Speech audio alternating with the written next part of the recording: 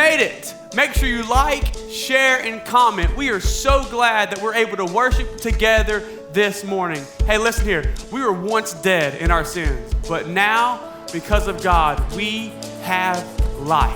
Let us worship together this morning. Arise, my soul, remember this. He took my sin and he buried it. No longer I live. Now Jesus lives in me. For I was dead in sin, but I woke up to see the light.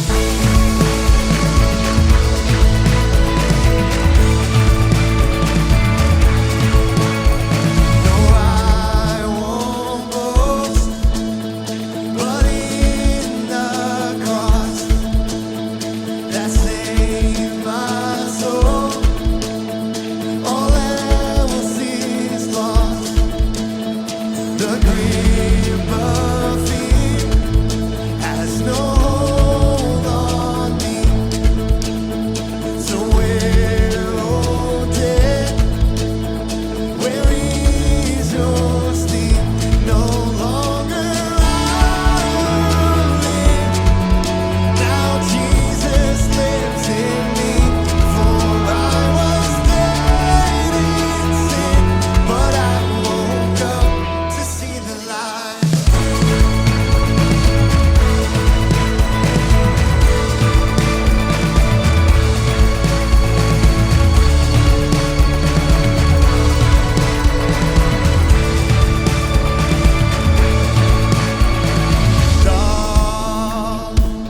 All of this for your glory,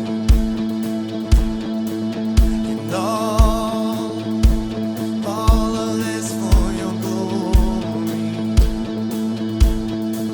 and all of this for your glory. Yes, all of this for your glory.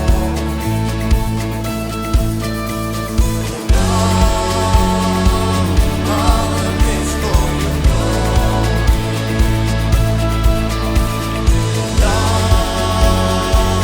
All of this for your glory.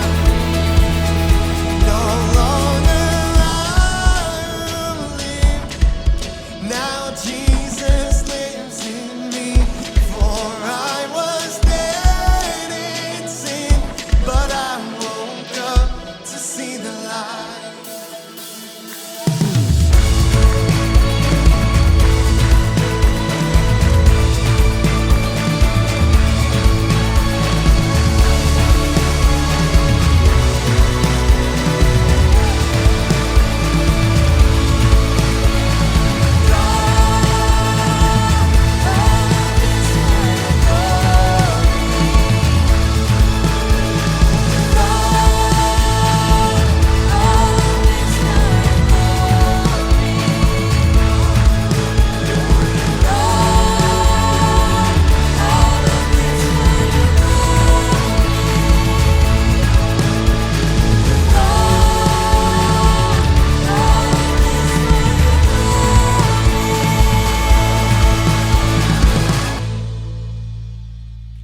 Day 87. I wish I had a volleyball to talk to. I've learned needlepoint in Italian. Bellissimo! Solo James Howard A2 Loci.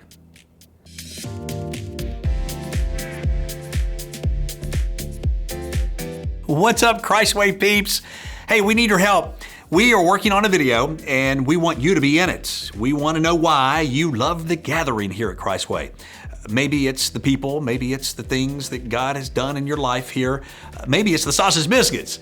Only you know for sure, and we want you to tell us. So shoot a video, tell us why you love the gathering, and send it to us. Now the instructions to upload will be posted in the comment section on our Facebook live stream and on our main Facebook page. We'd love to hear from you. Speaking of Facebook, make sure that you follow us there and on Instagram. And as always, the website has tons of info, including my daily Italian lessons, like how to say, "How's it going, friend? E mi e capelle o dorno di cialde." It's always good to learn new things. I'm James Howard. You are in the know.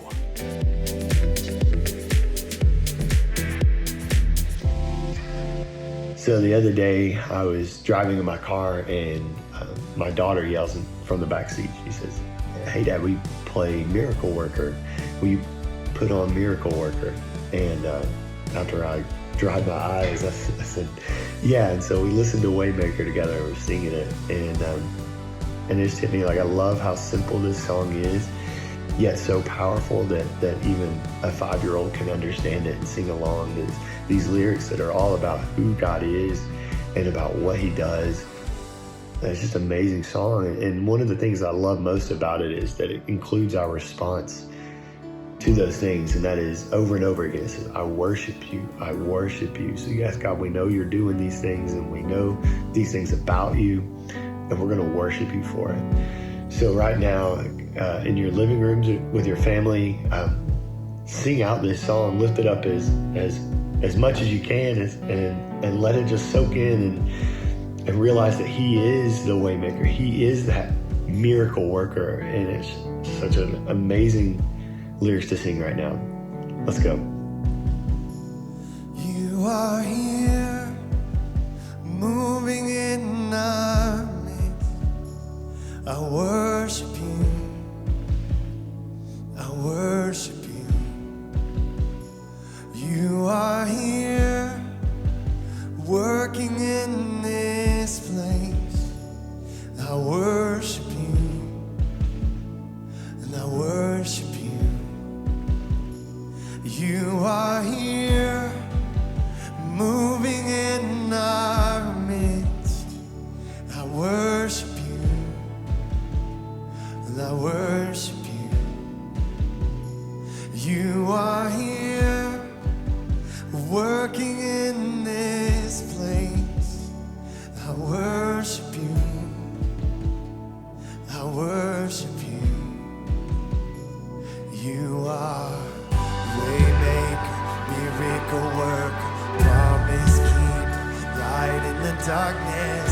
My God, that is who you are.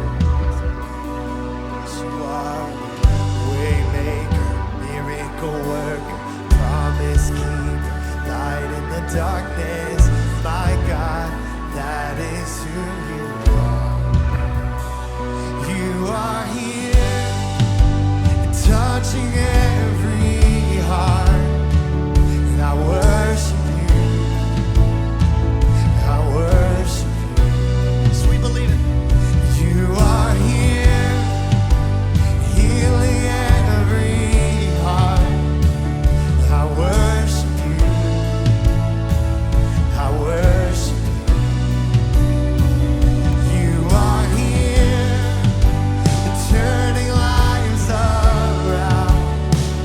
I worship you, I worship you. Oh, you are here, mending every heart. I worship you, yeah, I worship you. Oh, you are Waymaker, miracle worker, promise keeper, light in the darkness. My God, that is who you are. Oh, you are Waymaker, miracle worker, promise keeper, light in the darkness. My God, that is who you are. That is who you are. That is who you are. That is who you are. That is who you are.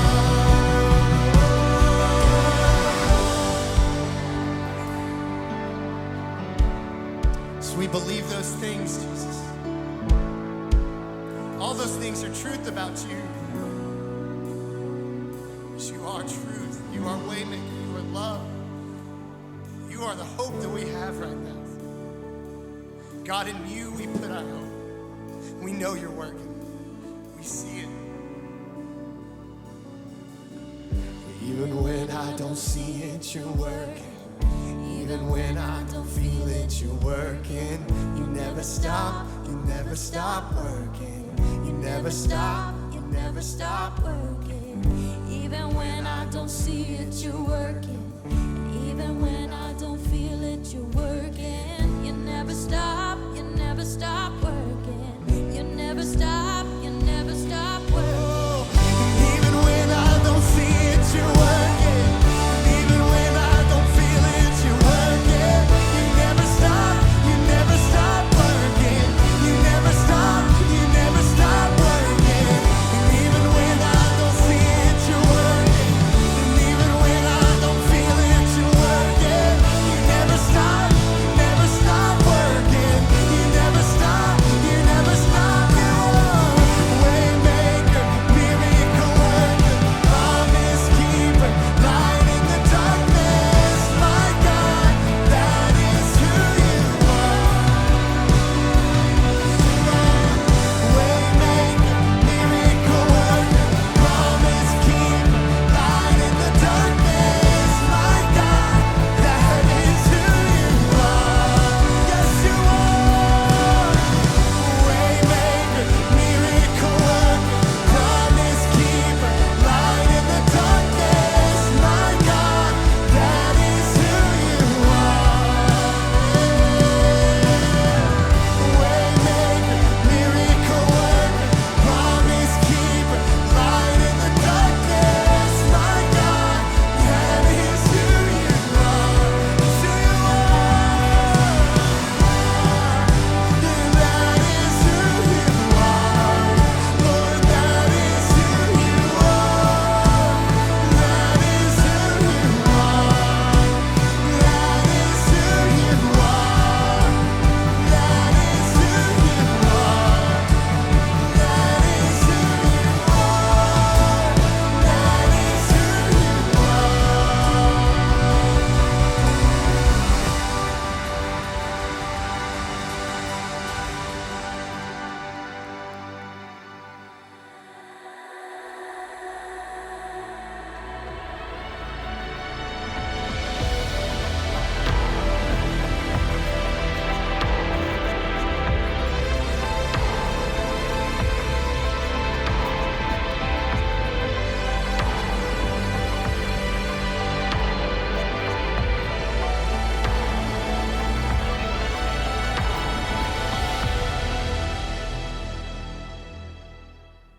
Hey, good morning, Christway. You know what?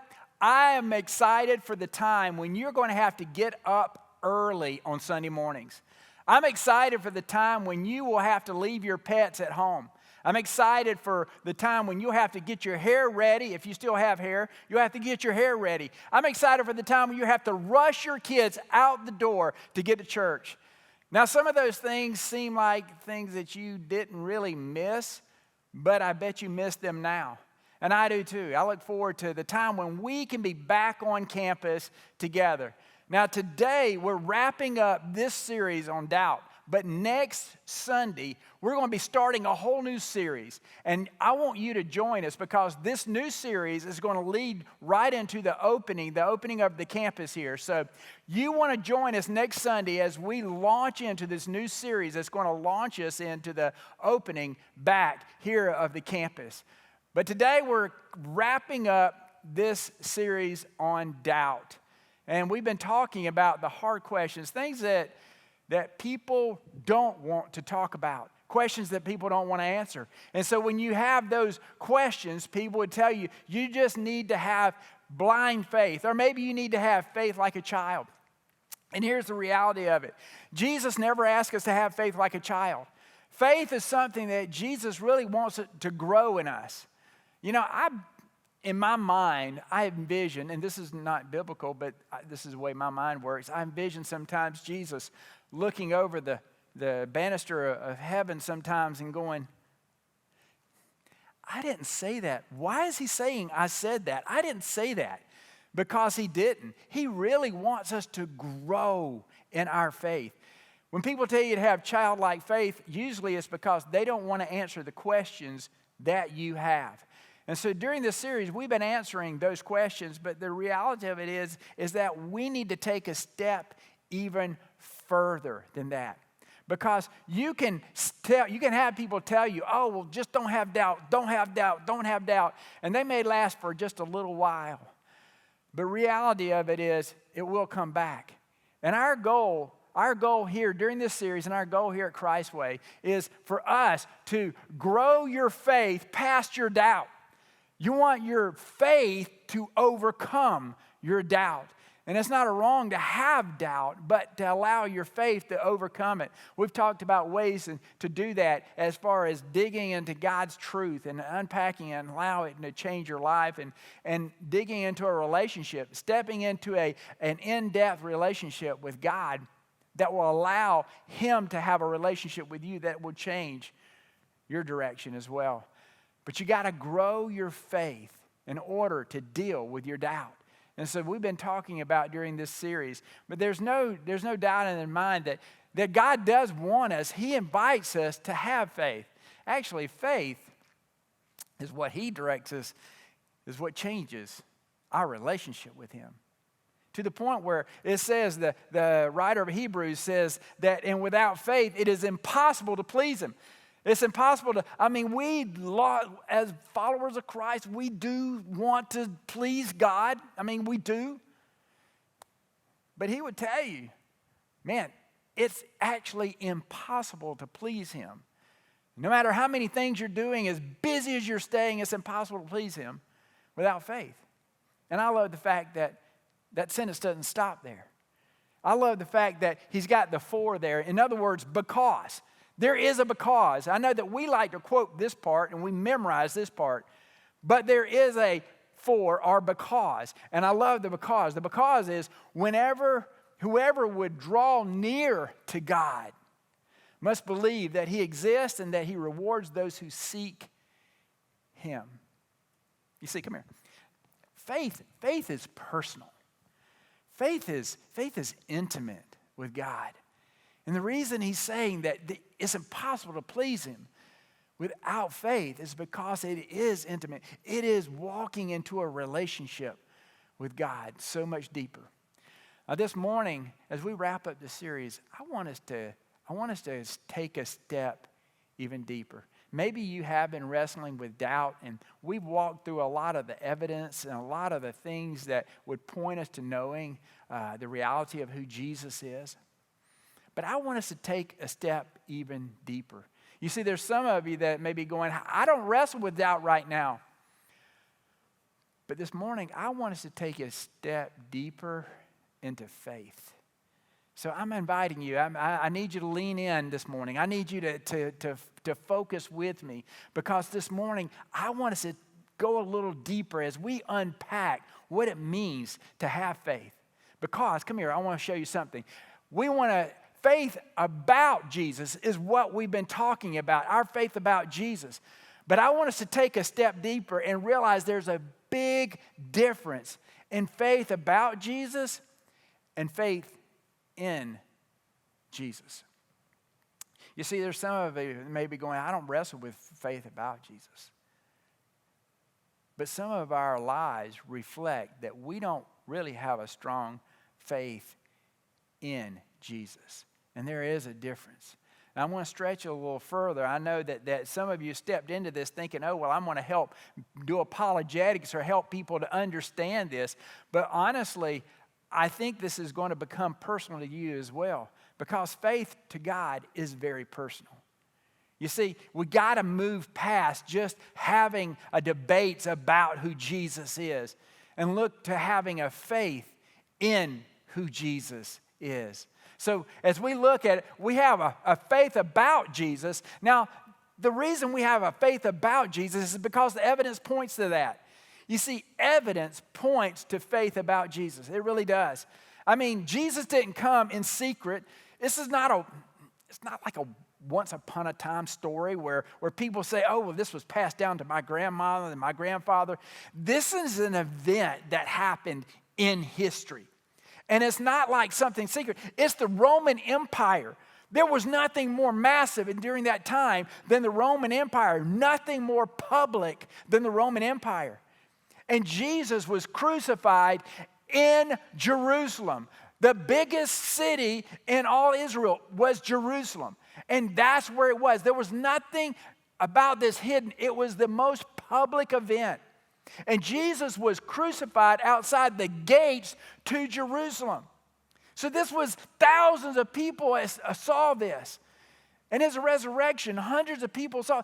The evidence is not private. It is a public event. And it's recorded. And the evidence points to faith about Jesus. I mean, it all faith. All of it does. Archaeological, recorded documents, everything points to evidence about Jesus. And so when you're talking about faith about Jesus, the evidence helps us to get there.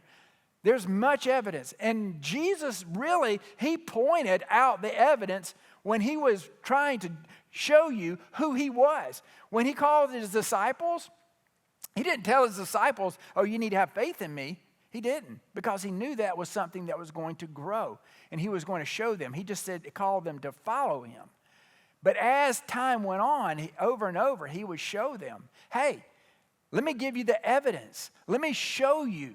You need proof, let me show you. And so over and over time, as he would do miracles, as he would do things, as he would amaze people, he would explain to them, this is the point to the Father. It isn't just to do miracles. It's to point to the glory of who God is. And so Jesus continually will show evidence of who he is and who he was. And I remember even, the story of John the Baptist, right? The one who baptized Jesus. He came to a question of faith about Jesus because he was like, I'm wondering, is this the one or should we look for another one? And in that story in Matthew, this is how he addressed it. He said to him, are you the one who is to come, or shall we look for another? You see, John the Baptist had an issue of faith about Jesus. Is this the one? Is he the one? Is this the one? And I love how Jesus addressed this. He said, Jesus answered him, go and tell John what you hear and see. I love that. He didn't say, John, listen, you need to just have blind faith. John, why don't you have faith like a child? He didn't do that. He said, no. Show him the evidence. What you see, what you sing with your eyes, your eyewitnesses, what you hear, show him those things. He even went further. He says, the blind receive their sight, the lame walk, the lepers are cleansed, the deaf hear, the dead are raised up, the poor have good news preached to them. He's like, no, if you're having an issue of faith about Jesus, look at the evidence. And he would point to the evidence. He didn't tell him, says, you just need to have blind faith, John. I mean, come on, cuz. Actually they were cousins, actually, Jesus and John. Never mind. But he would continually point to them, hey, if you're having an issue of faith about Jesus, the evidence points to Jesus. It points to him. And over a time, he would explain that to them. There was that intimate time. Many of you have read this in John, the 14th chapter. Jesus calls the disciples together, and man, he's having this real conversation, just real intimate, deep conversation with his disciples. And they're leaned in, and then he begins to share with them that he's going to go away and that he's going to be leaving them. Of course, Thomas is like, whoa, Jesus, wait. It's like, where are you going? Show us the way. If you just show us the way to you, we'll follow you. That's when Jesus explains to him, I am the way. And this is such an intimate time where he has got his disciples in and he's focusing, he's letting them know what's about to take place. But then Philip, and Philip, he chimes in. And I think this is probably one of Philip's just thinking, man, if I don't say something, I'm not going to even be in the Bible. I mean, this is Philip. He's like, oh, where did he come from? But Philip has a question. He's like, wait, Jesus, just show us the Father. You know, and so Philip's having an issue of belief about who he is. And he's like, Jesus, just show us the Father. If you'd show us the Father, that would be enough. Just one time, Jesus, just let us see him one time, and that'll be enough. And I love Jesus' response to it. It's so real. It's so who Christ was. His response, I love this. This is what he said. It's found in John. He said, Jesus answered, "Don't you know me, Philip? Even after I've been among you such a long time." And so he's saying, wait, Philip, listen. We've been together. We've been on a journey together for such a long time. Don't you know me? You see, faith is beginning to get personal, isn't it? You see, after they're walking together, their faith becomes personal. Anyone who has seen me has seen the Father. How can you say, show us the Father? He's like, how can you do this at this point? How can you, at this point in our walk, how can you say, show us the Father? But Jesus doesn't say, just have blind faith. I love how he tells, when you're talking about believing about Jesus, this is how what he tells Philip. He says, believe me when I say I am the Father and the Father is in me. Or at least believe on the evidence of the works of themselves. It doesn't say believe in, and I don't care what translation you have. It's a very, very, very serious point. He says believe on. You don't believe in evidence. You believe on evidence. You believe in Jesus.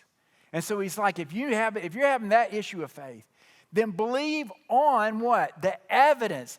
Evidence points to faith about Jesus. So look at the evidence. Look at the evidence of the works themselves if you're having a faith question about Jesus. But he's asking you and I, Christway, listen, and this is where I want us to go. This is where I want us to go even for all summer. He's inviting you to go further than wrestling between, wow, did that happen? Did this happen? He's asking you, and he's inviting me into a faith in Jesus. So this morning, I want us to lean in on developing for you and I, for us, developing a faith in Jesus. Okay, because we've talked about having faith about Jesus. I mean, the evidence points to the faith about Jesus. But what we want to talk about is our faith in Jesus. You see, let me tell you something, that is when your life changes. You can debate about facts about Jesus, but when you place your faith in Jesus, your life changes. When you see someone whose life is not reflecting the characteristics of Jesus, they have an issue of faith in Jesus. They may say, well, I believe about Jesus. I mean, come on. James 2 tells us, he says, you believe that God is one. What good is that? Even the demons believe that and tremble with fear. The demons believe about Jesus. I mean, they saw it. They believe about Jesus. They don't believe in Jesus. And what we need to do for our life to change and who we are to change is take a step into believing in Jesus. You see, there was this powerful moment, one of the most powerful moments, and it's found in Mark, and I'm so thankful it's there. There's this powerful moment where Jesus, he's asleep in the boat, and there's this huge storm that comes up. And it just starts tearing things apart. And the disciples, listen, they had just at that moment, it talks about in Matthew chapter 8, it says that, man, they had just watched Jesus do all these miracles. They had watched Jesus heal lame people. He had done amazing miracles. He had done all of these miracles. Then they get in a boat and they start to go over to the other side. And as they're going over to the other side, Jesus falls asleep. And as he falls asleep, this huge storm comes up. And as the storm comes up, they go to Jesus and says, Lord, Lord, we're about to perish. We're going to die. Like we all do, right? I love how Jesus responds to him. It says, and he awoke, Jesus awoke, and he rebuked the winds and said to the sea, peace, be still. And the wind ceased, and there was a great calm. And he said to them, why are you so afraid? Realistically, isn't this us, right? I mean, Jesus is saying, listen, do you not see all the things that I just got through doing? Do you not see the miracles that I just got through doing? But yet, the very first storm that comes up, you lose your mind. You see, they were having an issue of faith in Jesus. You see, they had Lord, Lord, so they knew about. But now they were having a faith problem in Jesus. And Jesus, I love how he says this. Have you still no faith? In other words, he's saying, I'm expecting your faith to have grown. I'm expecting your faith to move forward. In Christ's way, that's you and I. Our faith needs to grow in Jesus. We need to, we have dealt with the faith about Jesus, but we need to grow our faith in Jesus so that the next storm that comes up in your life, you're not freaking out. Whoa, God, what's happening? But you know who controls the storm. You see, when you know who controls the storm, then you have a faith in Jesus. When he begins to direct your life, you have a faith in Jesus. When you have a job opportunity and you go to your knees first, you have a faith in Jesus. When things in your life begin to seem like they're falling apart, but you are not shaken, you have a faith in Jesus. You see, Christ, come here. I want to show you this. Evidence we just talked about leads to a faith about Jesus. Our life journey leads to a faith in Jesus. You see, a faith in Jesus grows. A faith in Jesus matures. It doesn't stay childlike. It grows, it matures to the point that after a while, you can stand pretty strong. You're standing like the rock God called you to be. That's a faith in Jesus. And that's what he's calling you and I to do. Even during this time of not knowing what's the next step. When are we going to come back together, right? When are you going to be able to go back to work? Do we look and say, God, my faith isn't in the government. My faith isn't in the situations around me. My faith is found in the journey that you and I have built together. And I can lean on that. You see, I want us to be more mature.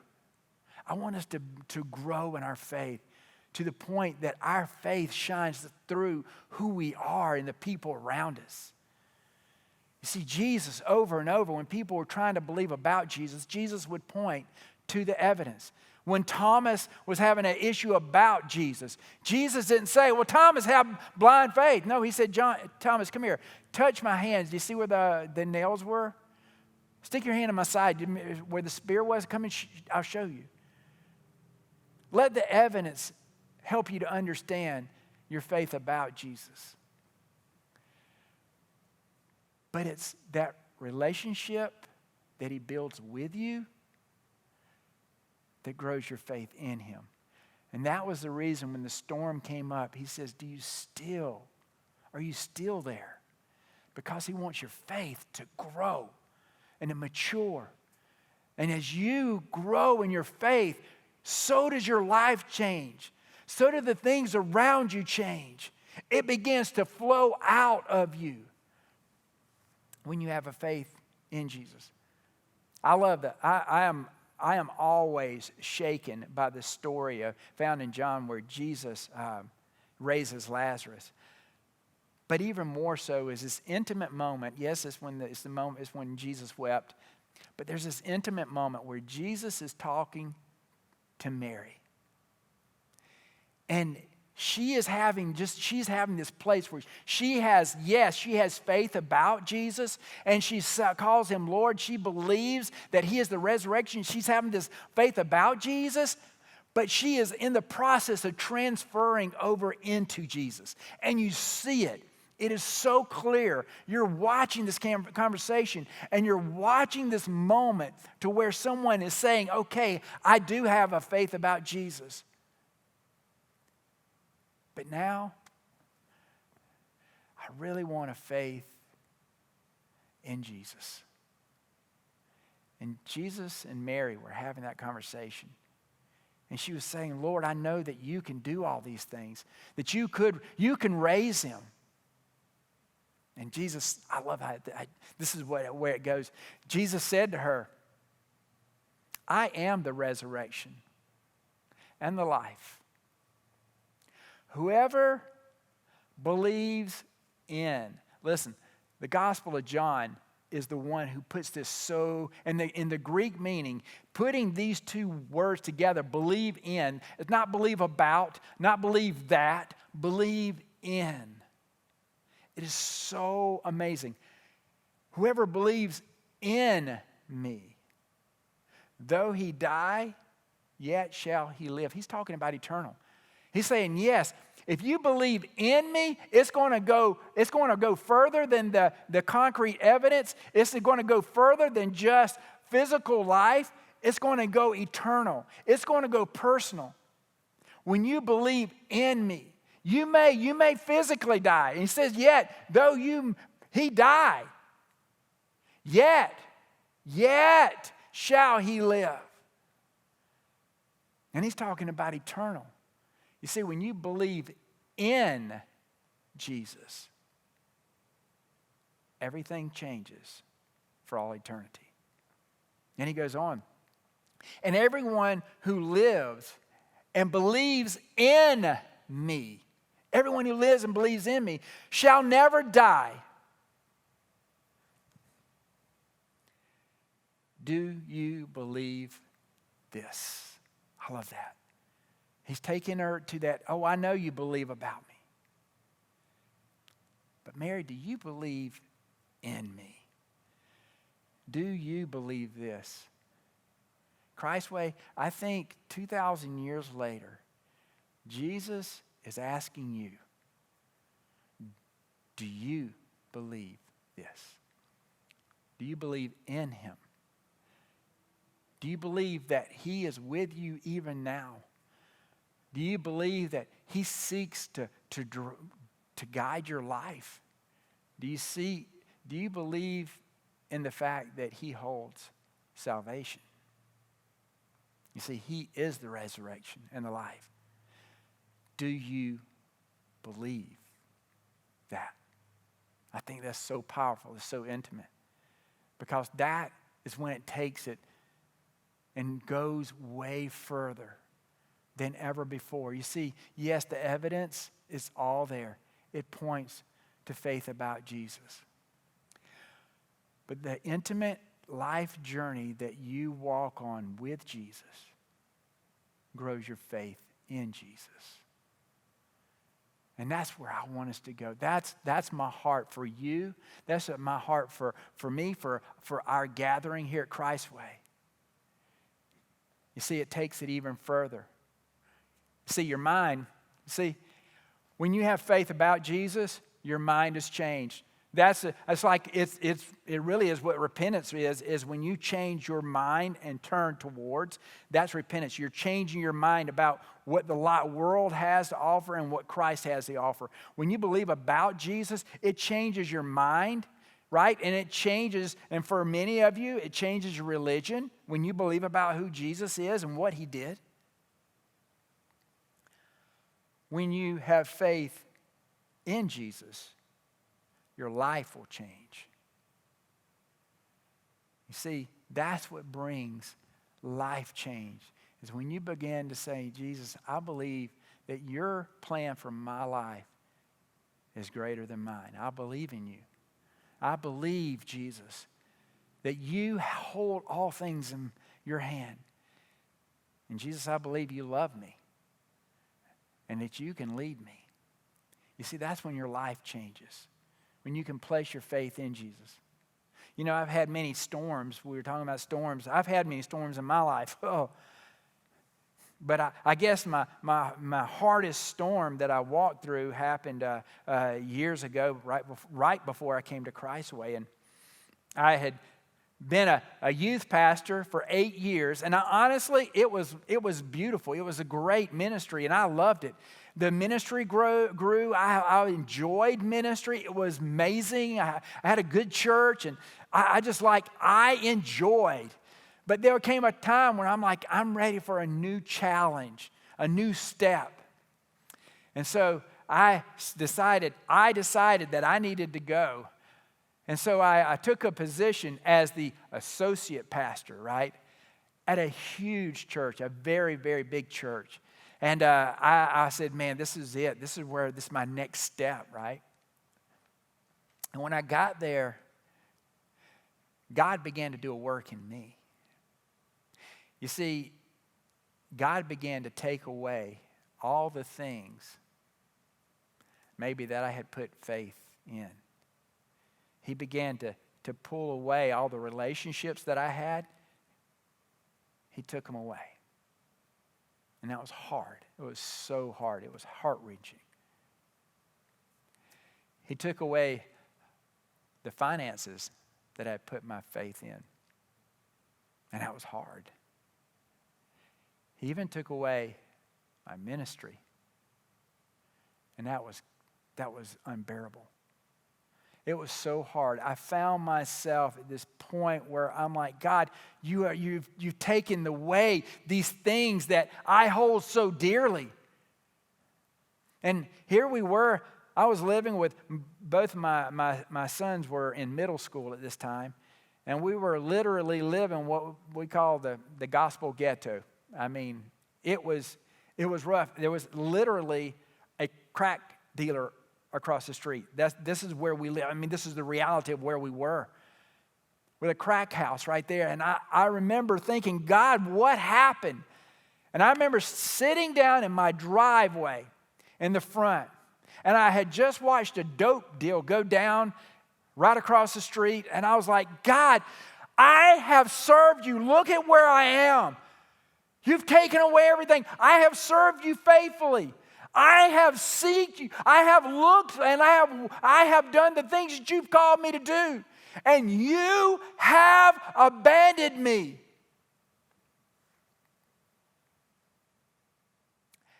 And right there on that driveway, God explained to me, I haven't abandoned you. I'm preparing you.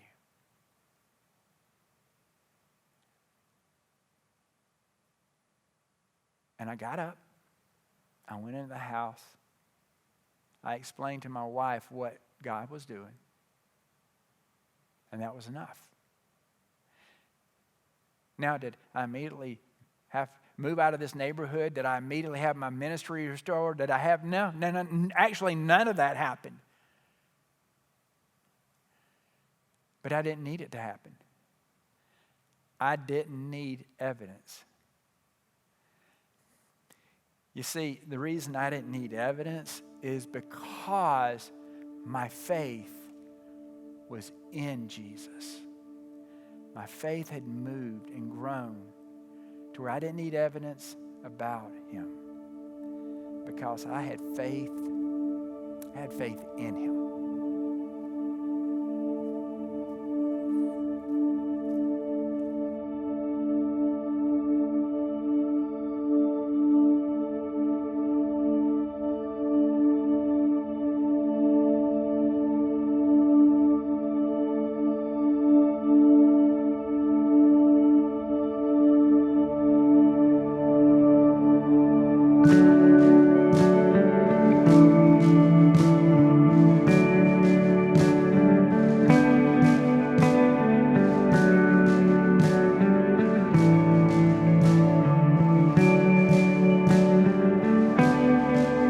Hold me now in hands that created the heavens.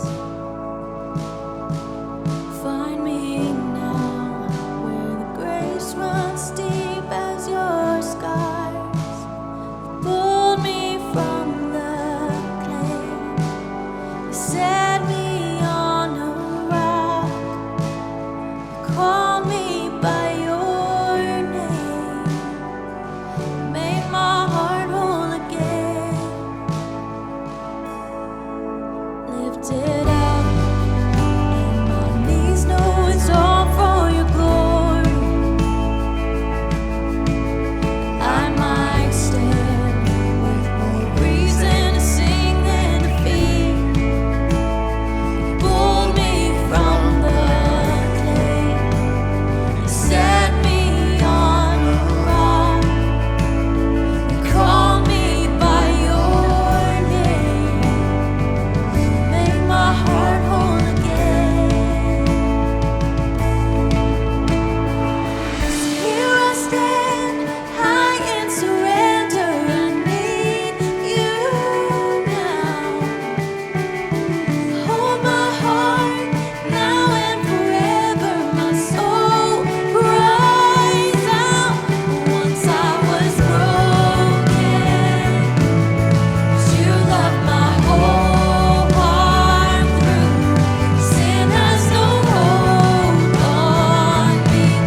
Your grace holds me now.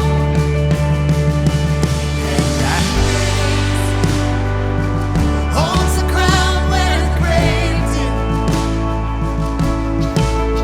All my shame remains left for dead in your way. You crashed those angel gates. You left no stone unturned.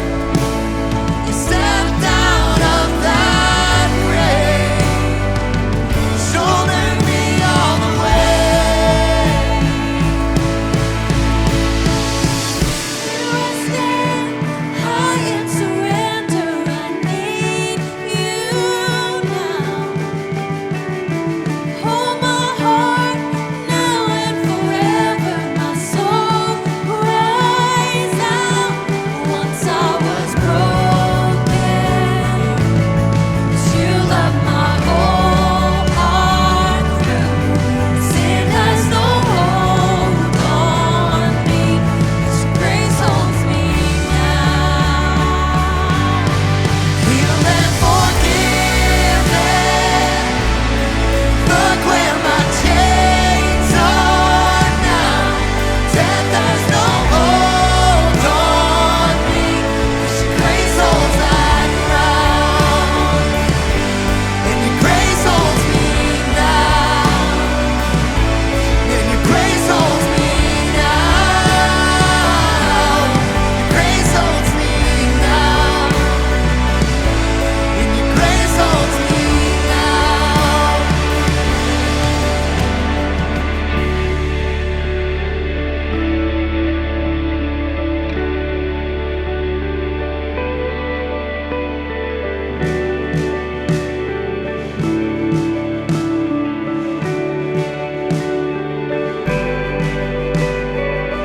Here I stand, high in surrender. I need you now. Hold my heart now and forever. My soul cries out. Here I stand, high in surrender. I need you now.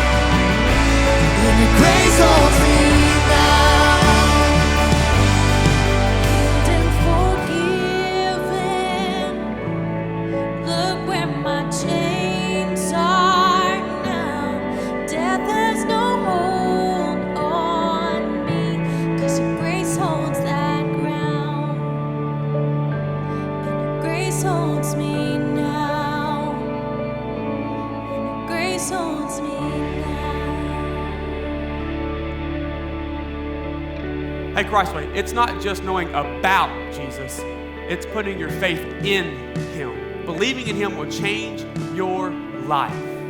Christway, we love you. Go and have an awesome